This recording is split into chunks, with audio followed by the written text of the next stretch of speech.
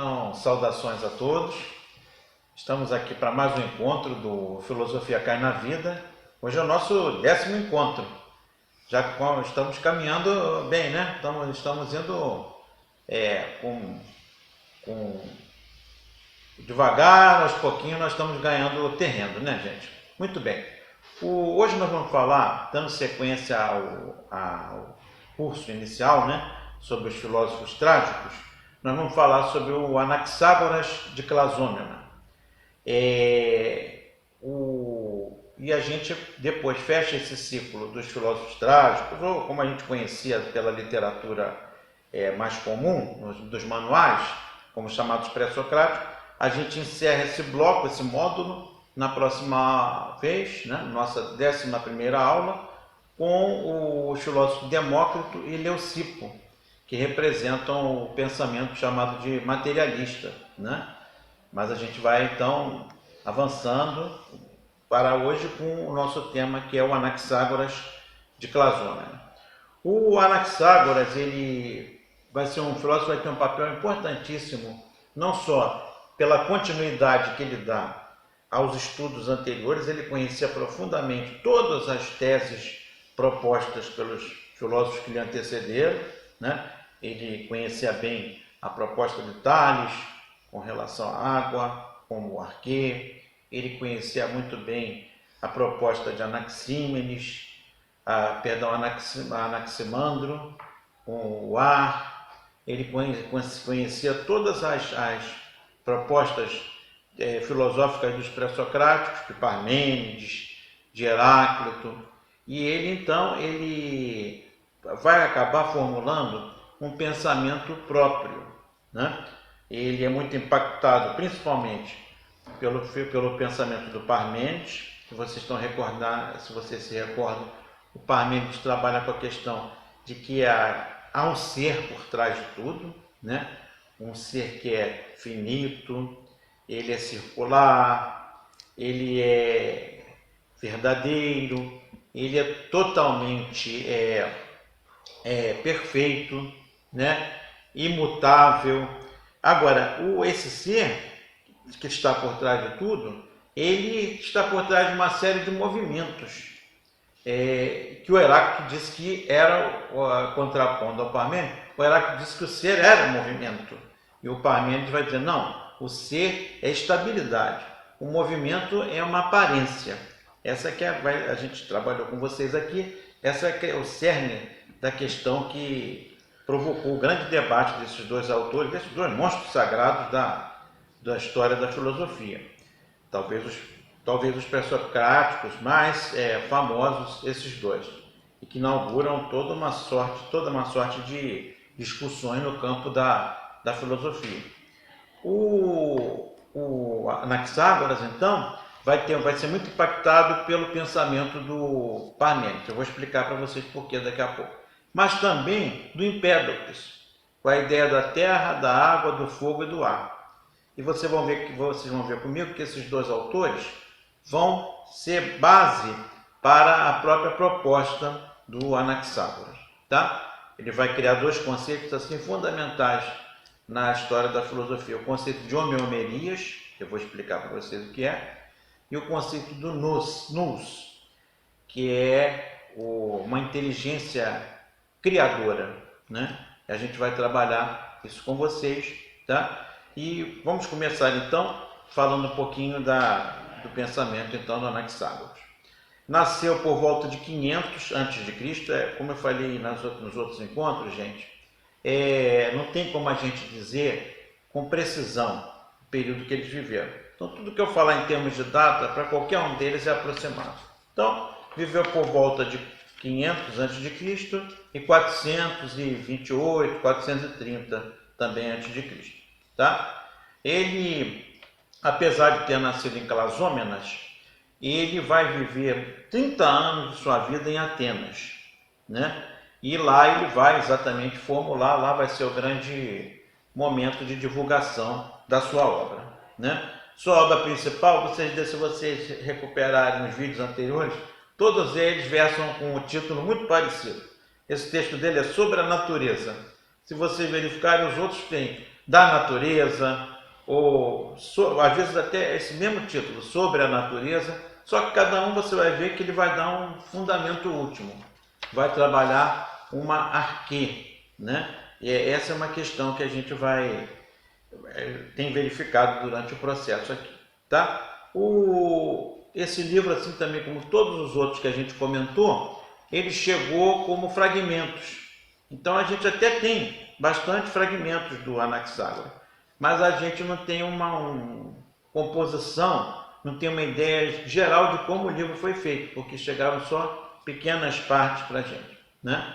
O Anaxágoras, então, partiu do seguinte princípio: ele vai perguntar qual é a arquê, e aí ele vai se perguntar, bom, será que ele, na verdade eu falei que é Parmênides e Empédocles, né? Mas vamos colocar o Heráclito aqui também. Esses três autores mexeram muito com ele, foram os que mais motivaram a reflexão própria dele. Ele começou a pensar o seguinte, bom, eu estou debruçado aqui sobre o pensamento do Empédocles. Realmente, terra, água, fogo e ar são condições assim que se apresentam na natureza, que são base para muitas misturas, muitas coisas, tanto coisas que a gente inventa, constrói, com a madeira, com a gente cultiva plantas, os objetos que a gente constrói, que extrai da natureza, tem essa marca da terra, da água, do fogo e do ar. A própria cultura está banhada também nesses elementos. Mas ele vai dizer, mas eu acho pouco. Eles não respondem a uma coisa maior. Eu acho que a coisa é mais complexa do que isso. Eu acho que as coisas estão em movimento, né? Mas eu não acho que são só esses 4 elementos. E também acho que o Parmênides tem razão quando há um fundamento último. Ele diz, eu acho que tem que haver, e aqui é uma coisa interessante que ele vai desenvolver, tem que haver uma base para tudo, algum tijolinho, alguma base com a qual tudo foi construído. Porque se a gente não tiver um mundo micro que explique as coisas que estão aqui, a gente não vai entender como é que as coisas se construíram lá no mínimo, lá em condições que a gente, por exemplo, não está conseguindo nem ver. Olha que espetáculo, gente, aqui já começa a genialidade dele, né? Aliás, eu já ia esquecendo, ele já começa trazendo contribuições para nós hoje, para a gente pensar hoje como o Anaxágoras pode provocar a nossa reflexão. Na própria biografia dele, ele era um jovem de uma família, vamos chamar assim, com linguagem de hoje, uma família de classe média, e os pais pressionavam muito ele para trabalhar, buscar uma profissão. E ele gostava mesmo, era da filosofia. Só que já naquela época, aliás, vocês viram comigo aqui, o Tales foi chamado de vagabundo, porque estava preocupado com as estrelas. E uma vez até caiu num buraco, não sei se lembram do caso que eu contei, e as pessoas começaram a rir, viu? Ficou olhando para o céu e cai no buraco aqui. E o Anaxágoras tem um caso que o pai, com um amigo, foram buscar ele num monte que havia lá na região que ele morava, muito alto, e ele ficava numa espécie de caverna, e lá na entrada da caverna ele ficava sentadinho, olhando, adolescente ainda, olhando o céu, e fazendo medidas, olhando para as estrelas. E o amigo do pai, chegando com o pai para buscar o Anaxágoras, falou, meu filho, eu vim com o teu pai aqui te buscar, que você tem que tomar tenência, faz alguma coisa, você tem que fazer alguma coisa pela nossa cidade, você tem que fazer alguma coisa por nós, para a tua vida ser útil. Ele chega a usar a palavra, eu não tenho uma palavra melhor para ele, mas uma coisa do tipo, você tem que servir para alguma coisa, servir a pátria, tem que servir a nossa cidade-estado. Aí ele fala, a minha cidade-estado é o céu. Esse é o céu que eu quero servir, é a busca do infinito. E eu achei isso extremamente atual, né? porque a gente hoje em dia trabalha tanto com uma visão pragmática de buscar soluções no imediatismo, e ele já mostrava ali a sua vocação de filósofo, tentando buscar coisas mais amplas, né? E ele na vida dele vai mostrar como ele é uma pessoa interessada em coisas maiores, né? Então, o Anaxágoras, já nesse período de adolescência, mostra que depois ele vai desenvolver e que nós vamos ver aqui, como é que ele desenvolve o seu pensamento. Anaxágoras, então, partiu do princípio de que tudo está em tudo. Olha só, a dica que eu dei um pouquinho antes. Ele falou, a gente tem que perceber uma coisa, ele partiu da questão terra, água, fogo e ar no Império. Mas ele achava que havia um micromundo que era a base para a terra, para a água, para o fogo e o ar. Porque ele dizia que tudo está em tudo, porque ele concordava com o Império que a água tem terra, a terra tem água, o fogo tem terra, está tudo misturado, tudo acontece junto aqui. Mas ele achava que acontece junto, mas acontece no nível micro primeiro. A gente poderia dizer hoje com outra linguagem, no nível atômico, no nível molecular, né? No nível celular. Nesse sentido, você já prepara o terreno, porque vários pensadores, historiadores da filosofia também disseram isso, que ele, de certa forma, foi a base para o que depois a ciência vai chamar de átomo, e a própria filosofia. Daqui a pouquinho, na próxima aula, nós vamos ver com o Demócrito, que o Demócrito vai criar o conceito de átomo, né? Então, Anaxágoras partiu do princípio de que tudo está em tudo. E que mesmo quando observamos que algo teve seu fim, na verdade ele apenas se transformou.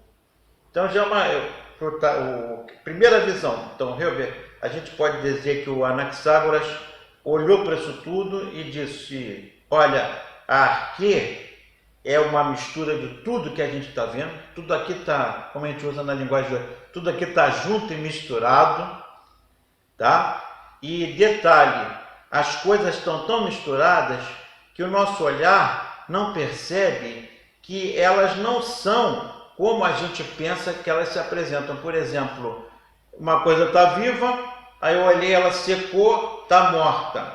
O Anaxágoras vai dizer, não, ela se transformou, ela estava viva e ela continua de certa forma viva, ela se transformou em outra coisa, né? Então, uma primeira reflexão que ele vai fazer e que vai abrir o caminho para a gente depois pensar no próprio desdobramento da natureza, depois da biologia e outras áreas vão mostrar isso, como se dá a vida, né? E como se dá a relação entre as coisas.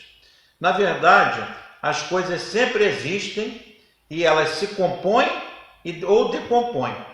Então, compõe uma coisa, né? Ele poderia citar o exemplo do Empédocles aqui. Vamos pegar terra, água, fogo e ar. Só que não é o fogo com o ar, nem a água. É uma coisa que forma o fogo, há uma coisa que está no fogo, uma coisa que está na terra, uma coisa que está no ar.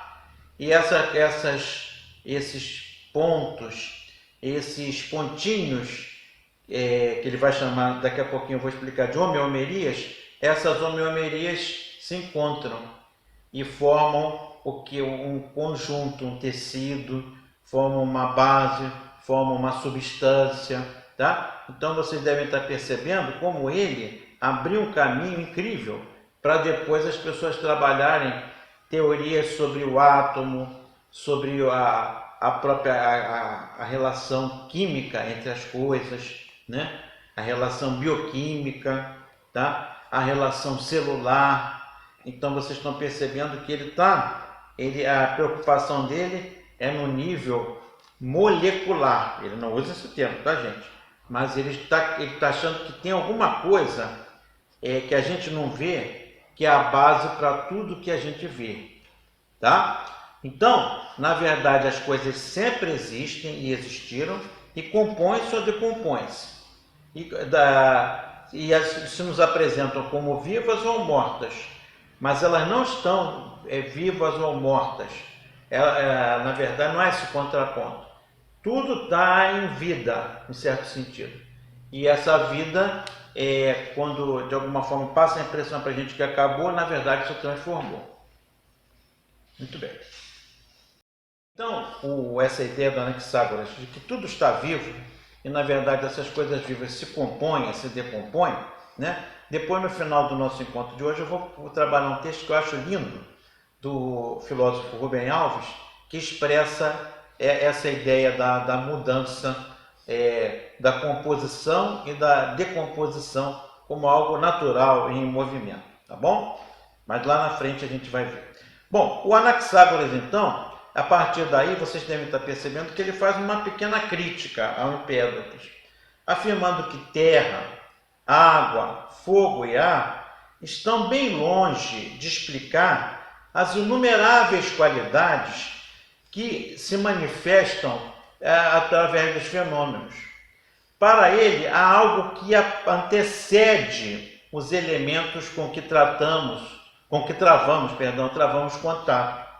Então, tá bom, eu estou vendo a terra, eu estou vendo a água, eu estou vendo o fogo, eu estou vendo o ar, eu utilizo eles no cotidiano, mas o Anaxágoras vai dizer, mas eles são muito mais do que mero fogo, água, terra e ar. Há algo por trás dele, há algo que a gente não está vendo, há algo que é a base de tudo e que ele, como um belo detetive filosófico, vai tentar pegar a sua lupa e ir atrás, né?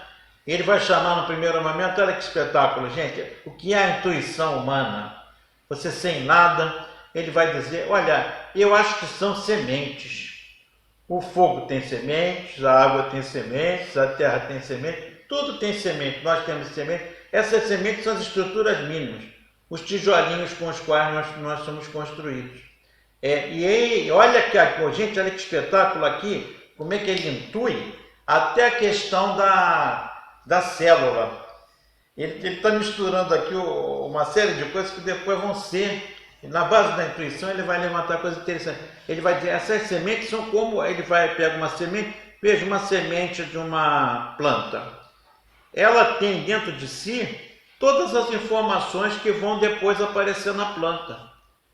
Então, será que, assim como a semente gera a planta, será que tudo que a gente está vendo aqui, terra, água, fogo e ar, nós mesmos, não somos também frutos de uma série de colagens de sementes?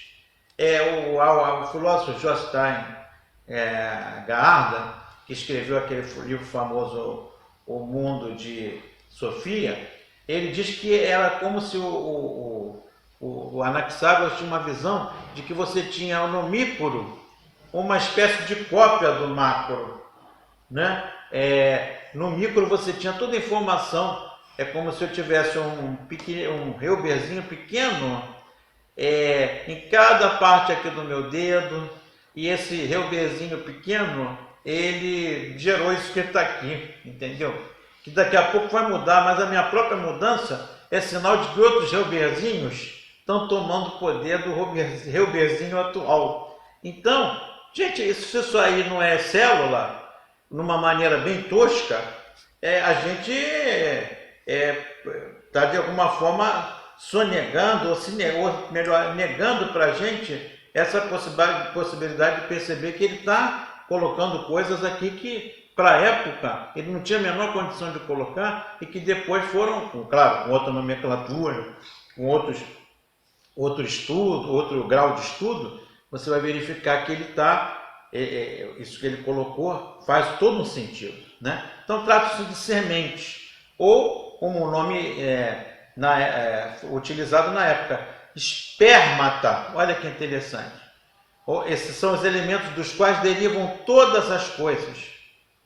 Estas sementes têm formas, têm cores e gostos de todo tipo. Então, ele imaginava que nós somos constituídos, por exemplo, como se fossem figuras geométricas, um quadradinho, um triângulo, um losango, uma estrelinha, uma bolinha, e elas vão se juntando, encaixando como se fosse um Lego, né? Ele vai pensar que a natureza é um grande Lego, em que você vai juntando as peças. ou quando você vê aquelas peças de um quebra-cabeça que vão se juntando. E ele vai dizer que elas têm cores, formas, e cada uma traz uma informação, uma função. E ao se juntarem, elas vão formando a base das substâncias, sejam elas quais forem. Então elas são infinitamente variáveis. Desculpa, tais sementes são a origem, como se fossem tijolos que fazem a base de todas as coisas. Uma espécie de Lego cósmico, uma infinidade de peças de um quebra-cabeça que se encaixam, formando os elementos, as substâncias, as coisas, inclusive o homem. Nós somos fruto de toda uma série de homeomerias, ele vai depois chamar isso de homeomerias, né? No primeiro momento ele chamou de semente, mas depois ele vai avançando no conceito. As homeomerias seriam essas, vamos chamar com uma linguagem atual, essas moléculas que nos formam. Ele não tinha ainda esse nome, moléculas, mas a gente vê que ele está se aproximando disso. É daqui, desse ponto, que vai nascer a filosofia de um filósofo depois moderno, dos mais importantes, chamado Leibniz. O Leibniz, ele vai, em vez de homeomerias, né, ele vai usar outro termo, né, e ele vai então desenvolver a ideia de que também nós viemos de bases mínimas, infinitas, que vão se propagando, se juntando, se desenvolvendo, né? O Leibniz tem até um termo para isso, vai chamar de mônadas. As mônadas seriam essas unidades mínimas que vão se organizar e formar o que a gente hoje entenderia como uma molécula do ser humano, de um animal, de uma pedra, de uma floresta, coisas do gênero. Tá bom?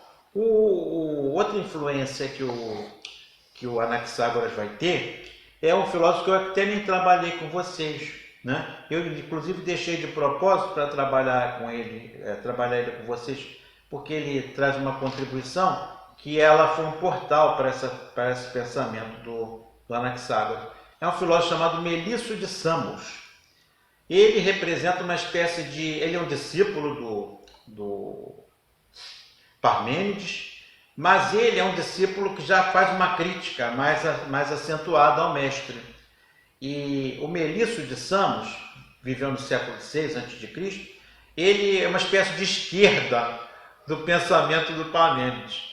Você tinha os parmenidianos de fé, né? Aqueles caras que repetiam o que o mestre mandava. Não, o ser é imóvel, o ser é circular, o ser é perfeito, o ser é a verdade, toda mudança é uma ilusão.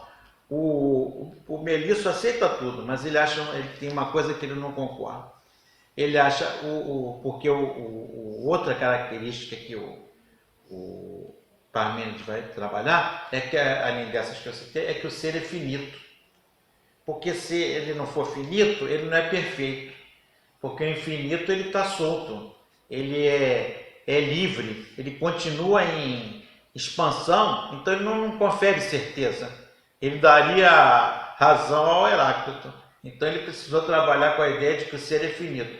E um outro seguidor dele, que eu também não trabalhei com vocês aqui, porque na verdade ele aplica a perspectiva do Parmênides, vai trabalhar a ideia de que o movimento é uma ilusão, né?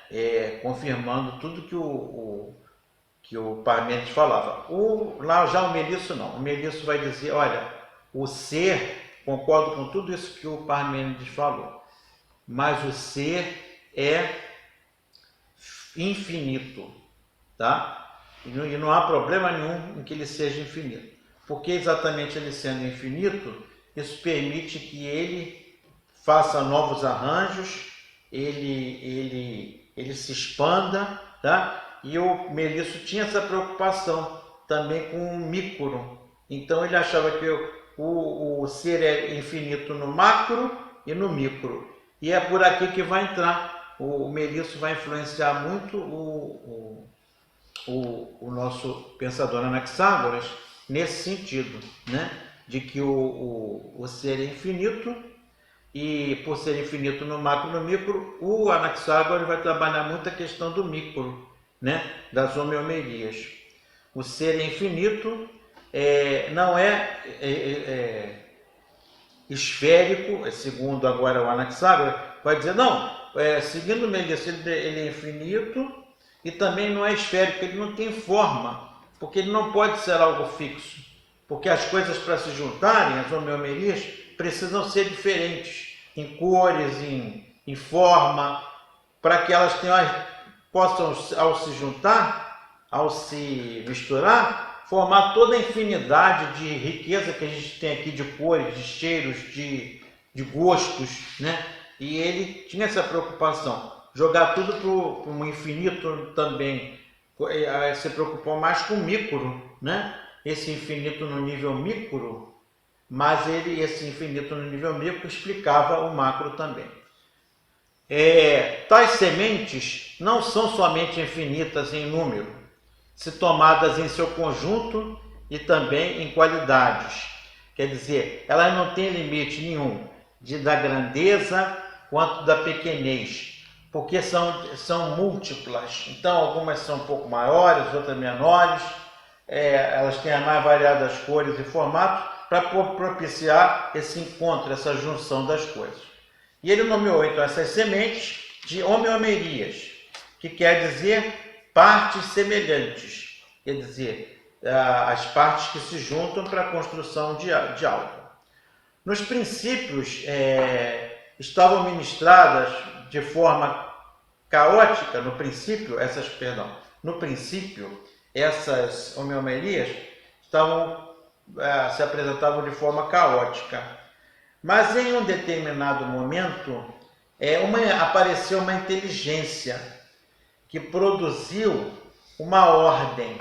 Ele vai chamar essa inteligência que começa a organizar as coisas e fazer com que as coisas se apresentem de uma maneira. Bom, aqui surgiu uma árvore, ali surgiu uma pedra, aqui surgiu a água. Ele vai chamar essa inteligência que mistura as coisas, organiza e de alguma forma ela prepara tudo que a gente encontrou aqui. Ele vai chamar de inteligência criadora, ou a palavra é nous, N-O-U-S, uma palavra grega, e ela trabalha, a ideia é uma inteligência criadora. Muita gente escreveu sobre isso, alguns alunos me perguntaram quando dei aula nos mais diferentes lugares, Sr. Helber, será que isso aí não seria Deus?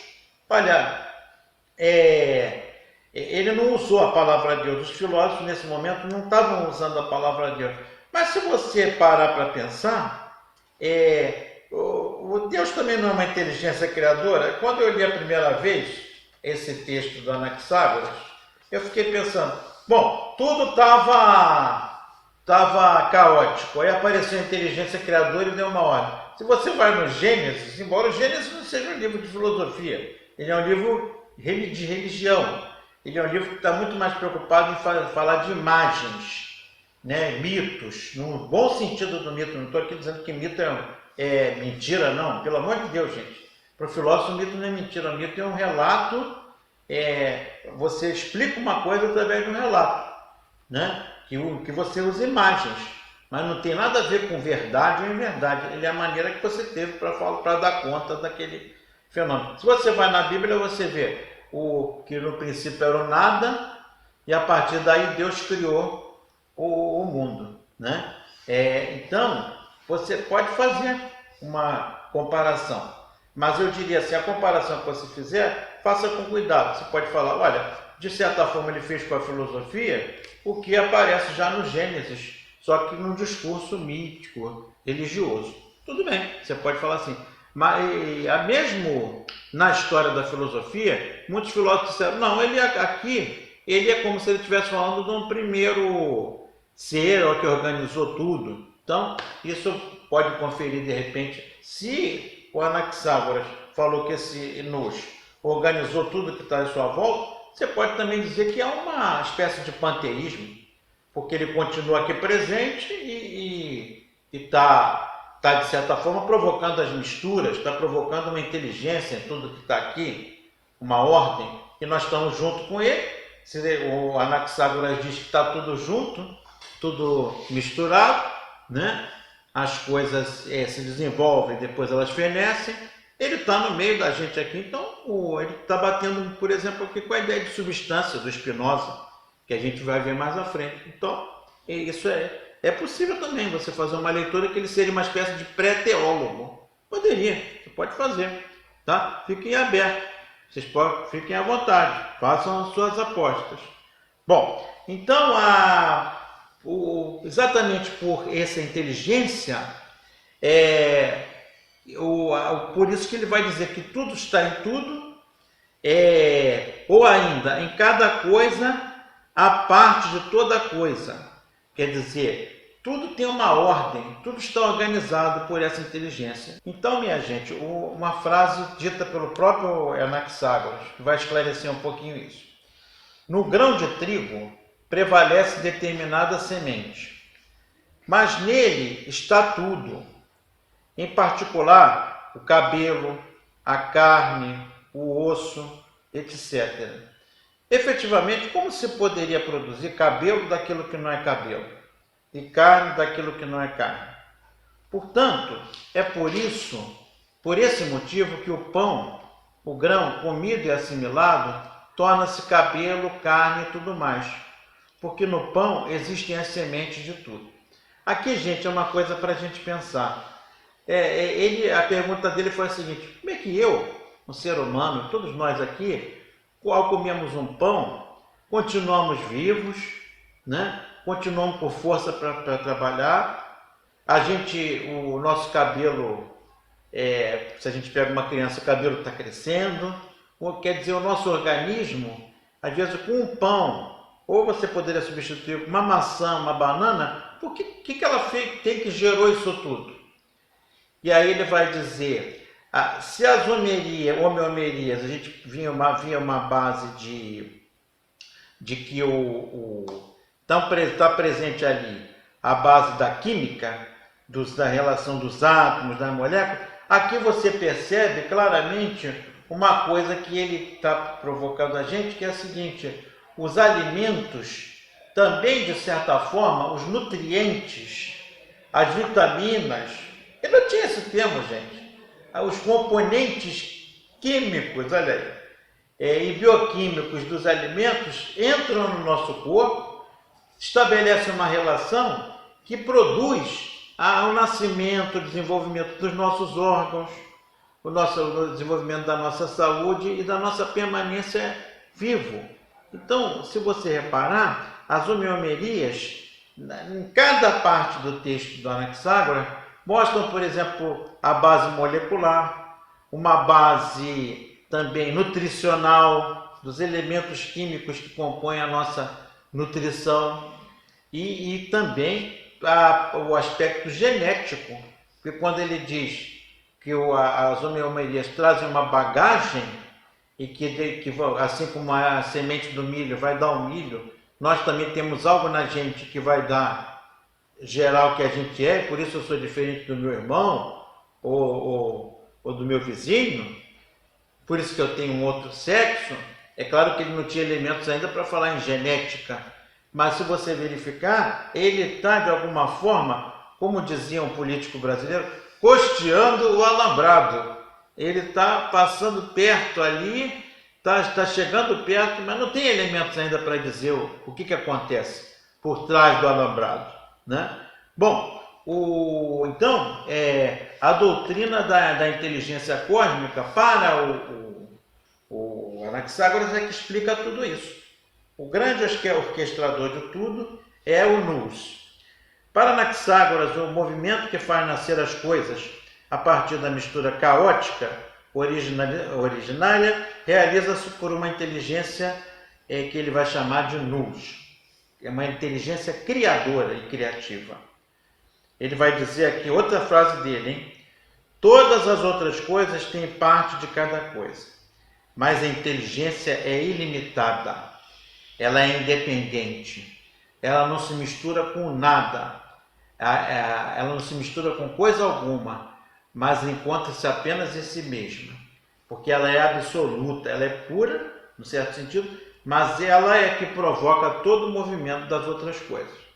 Aqui muitos diriam assim, então ele não é panteísta, porque se ele fosse panteísta ela estaria misturada com todas as coisas. Então alguns vão dizer, de certa forma ele é pai do teísmo, Deus separado das coisas. Ele é uma inteligência que não se mistura. Então, aqui também já fica uma base para vocês já pensarem.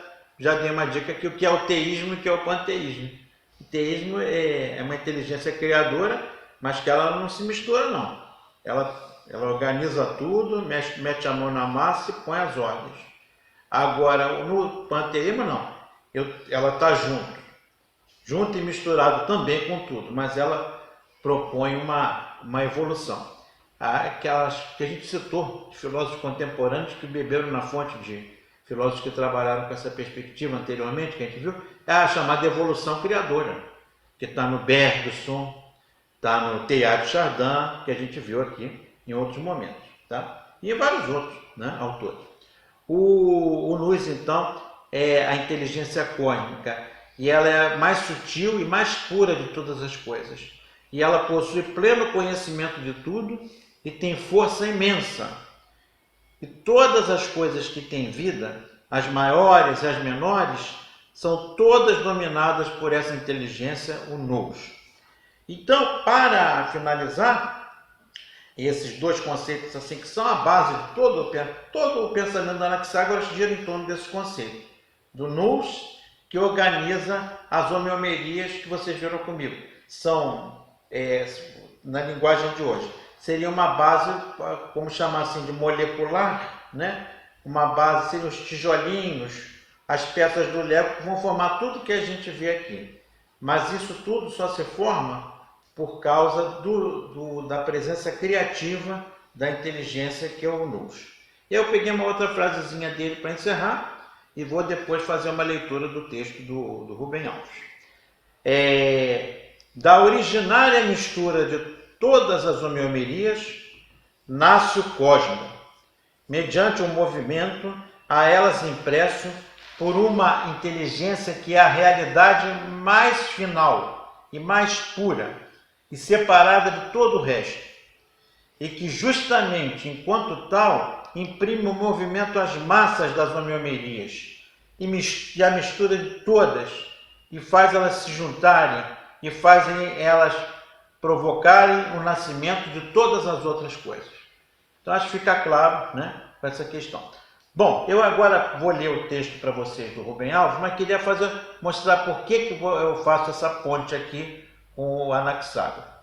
Veja bem, a gente pega aqui o Anaxágoras, e eu vou falar agora como professor de imaginário, tá? Tenta entrar na minha viagem aqui. O que acontece com Rubem Alves e outros autores? Eles trabalham a ideia de que a nossa imaginação, assim como a matéria, a matéria, por exemplo, como a gente acabou de ver, ela se permite, através das misturas e encontros, a produção das mais variadas possibilidades. Os pensadores do imaginário, como Gaston Bachelard e Rubem Alves, eles trabalham a ideia de que as palavras, as imagens, o texto, uma produção artística pode fazer também, assim como as homeomerias fazem. O que as homeomerias fazem? Elas se encaixam e produzem mudanças. O que é o começo de uma é o fim de outra. E tanto o Bachelard como o Rubem Alves trabalham a ideia de que as imagens, ou a maneira como a gente olha as coisas, também pode mudar.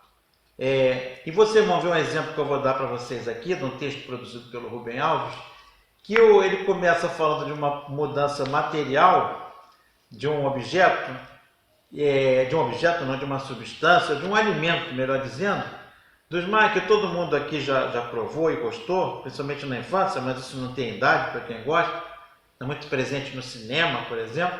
E você vai ver que esse alimento, ele é muito mais do que o alimento. Ele provoca uma série de reflexões. Então, as imagens também são como se fossem homeomerias imagéticas que vão se juntando e modificando, tá? Vocês vão entender essa viagem agora do Rubem Alves. Então, vamos ao texto, gente. Chama-se A Pipoca, do Rubem Alves, grande filósofo brasileiro. A culinária me fascina. De vez em quando, eu até me atrevo a cozinhar. Mas o fato é que sou mais competente com as palavras do que com as panelas. Por isso, eu tenho mais escrito sobre comidas que cozinhado. Dedico-me a algo que poderia ter o nome de culinária literária. Eu já escrevi sobre as mais variadas entidades do mundo da cozinha.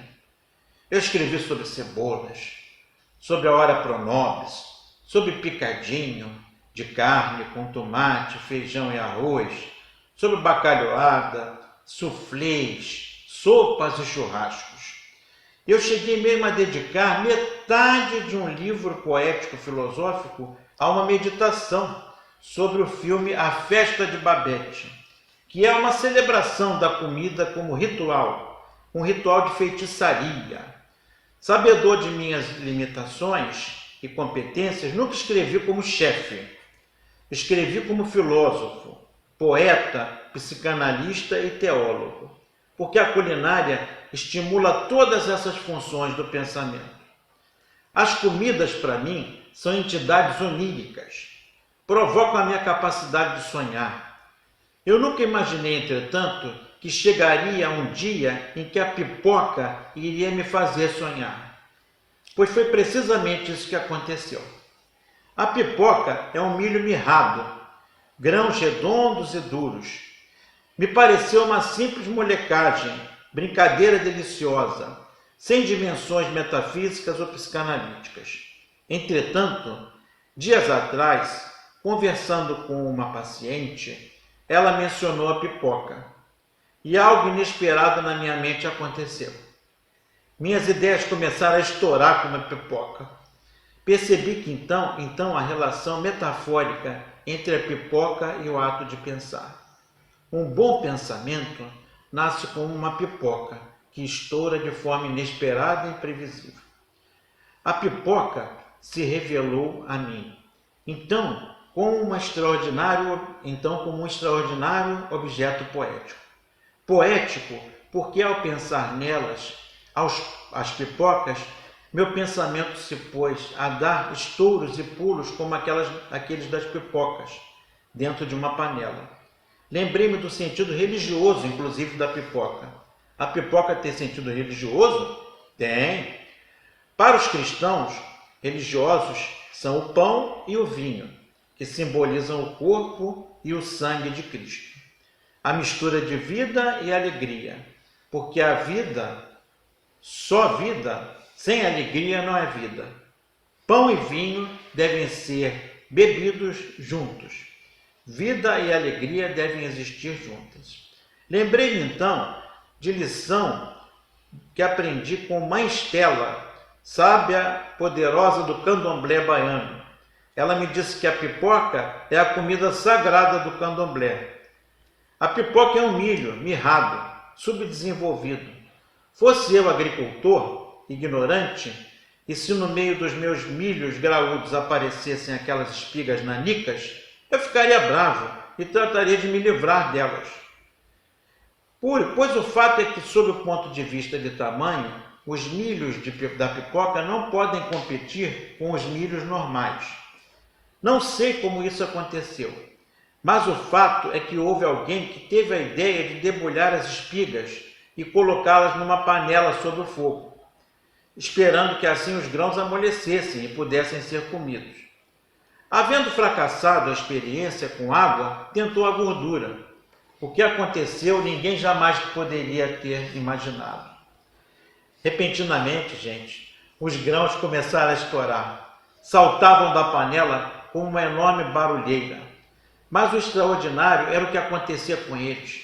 Os grãos duros, quebra-dentes, se transformavam em flores brancas e macias, que até as crianças podiam comer.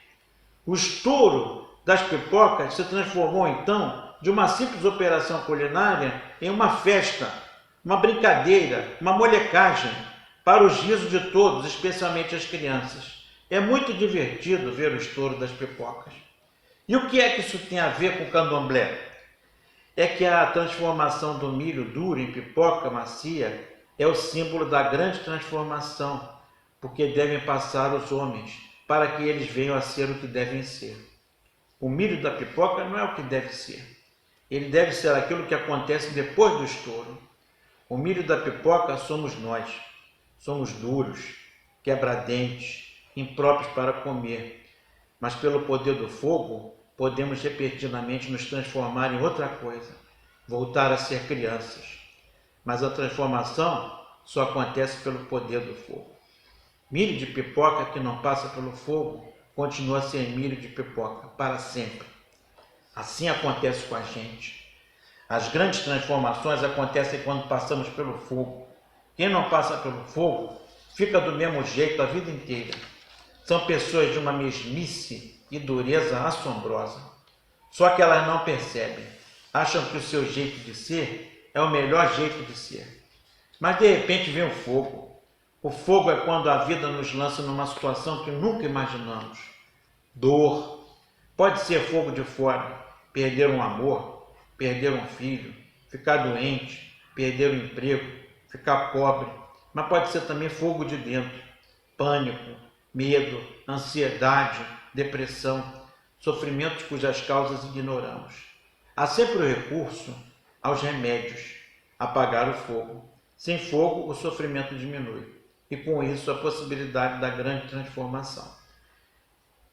Imagino que a pobre pipoca, fechada dentro da panela, lá dentro, ficando cada vez mais quente, pense que sua hora chegou. Vai morrer. De dentro de sua casca dura, fechada em si mesma, ela não pode imaginar destino diferente.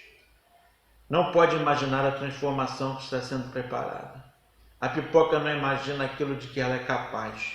Aí, sem aviso prévio, pelo poder do fogo, a grande transformação acontece. Puf!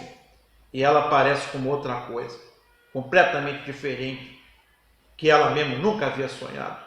É a lagarta rastejante e feia que surge do casulo como borboleta voante. Na simbologia cristã, o milagre do milho da pipoca está representado pela morte e ressurreição de Cristo. A ressurreição é o estouro do milho de pipoca. É preciso deixar de ser de um jeito para ser de outro. Morrer é transformar. Morre e transforma-te, dizia Goethe. Em Minas, todo mundo sabe o que é piruá. Falando sobre os piruás com os paulistas, descobri que eles ignoram o que seja. Alguns, inclusive, acharam que era gozação minha, que piruá é palavra inexistente. Cheguei a ser forçado a me valer do Aurélio para confirmar o meu conhecimento da língua. Piruá é o milho de pipoca que se recusa a estourar. Meu amigo William, extraordinário professor pesquisador da Unicamp, especializou-se em milhos e desvendou cientificamente o assombro do estouro da pipoca. Com certeza ele tem uma explicação científica para os piruás, mas no mundo da poesia as explicações científicas nada valem. Por exemplo, em Minas, piruá é o nome que se dá às mulheres que não conseguiram casar. Minha prima, passada dos 40, lamentava: fiquei piruá. Mas acho que o poder metafórico dos piruás é maior. Piruás são aquelas pessoas que, por mais que o fogo esquente, se recusam a mudar.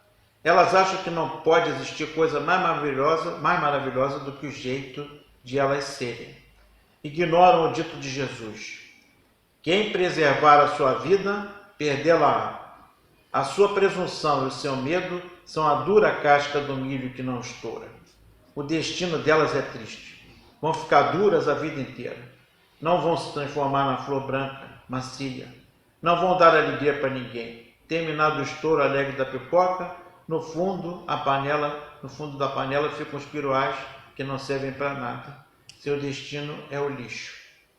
Quanto às pipocas que estouram, são adultos que voltaram a ser crianças e que sabem que a vida é uma grande brincadeira. Eu nunca imaginei que chegaria um dia em que a pipoca iria me fazer sonhar, pois foi precisamente isso que aconteceu. Rubem Alves. Muito bem, minha gente. Então, eu trouxe esse texto, vocês façam, tirem as conclusões que quiserem, mas eu penso que o Anaxágoras fala que tudo não há fim para as coisas. As coisas se transformam, se compõem e se decompõem. E no sentido material, a gente viu o que acontece com a pipoca, mas no sentido do que a pipoca provocou no Rubem Alves, você vê como a imaginação também tem uma espécie de signo que provoca essa composição e essa decomposição das coisas, produzindo novas imagens. Agora nós vamos à nossa letra de música de hoje. Muito obrigado. Minha gente, então nós vamos, como sempre, né, uma sugestão de letrinha de música, para quem quiser trabalhar com seus alunos, quando discutir o Anaxágoras ou outros filósofos, é sugestão apenas, podem concordar ou não. Mostra um pouquinho a minha visão. Eu pensei, na hora que eu estou vendo um filósofo, vai passando por mim uma série de músicas, né? Principalmente da MPB. E aí eu me lembrei muito de uma música do Gonzaguinha, chamada Lindo Lago do Amor. Se você verificar, entrar na viagem da Anaxágoras das homeomerias, você vai ver que as homeomerias estão passando, desfilando ali, o resultado dos encontros das homeomerias. Aqui como Sabiá, ali como Água Fresca, no outro lugar como Lago Azul, e tudo isso é fruto dos encontros das homeomerias. Tá bom? Então vamos lá. Vou citar a letra aqui para vocês.